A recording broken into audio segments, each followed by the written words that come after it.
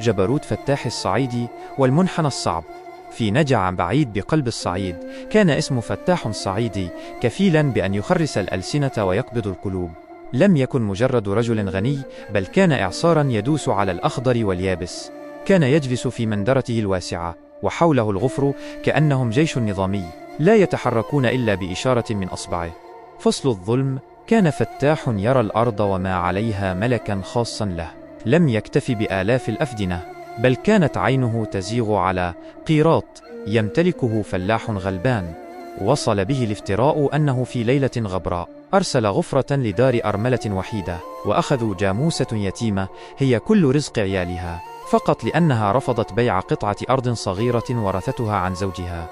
لم يكن يرحم أحدا، كان يجمع الرجال ويمضيهم عنوة تحت التهديد على تنازلات عن أراضيهم، ومن كان يجرؤ على قول لا كان فتاح يطلق عليه ديابه التي يربيها في أقفاص حديدية خلف السرايا لينهشوا جسد من يقف في طريقه.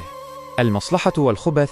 كان فتاح بارعا في التمثيل، إذا رأى مصلحة عند غلبان كان يقيم له العزائم ويذبحه له الذبائح، لا حبا فيه، بل لينصب له فخا يأخذ به ما تبقى في جيبه.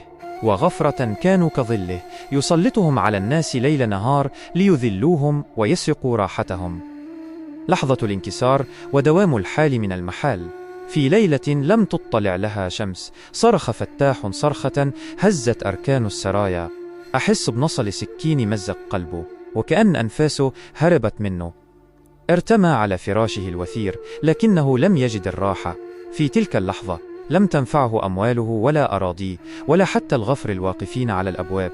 رأى في كابوسة وجه الأرملة وهي تبكي جاموستها، ووجوه الفلاحين الذين سلبهم أرضهم. تذكروا دعواتهم التي كانت تصعد للسماء بينما كان هو يضحك في منذرته.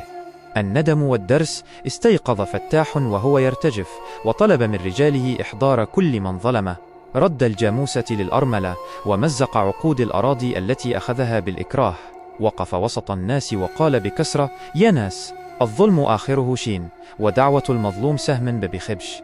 أنا كنت فاكر إني ملكت الدنيا، لقيت نفسي مش مالك حتى نفس بطلعه.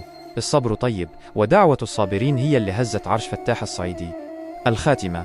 مشي فتاح بين الناس ورأسه في الأرض يتعلم كيف يكون إنسانا من جديد. عرف أن اللقمة الحلال بالراحة أفضل من كنوز الأرض بالظلم. كان معكم فتاح الصعيدي.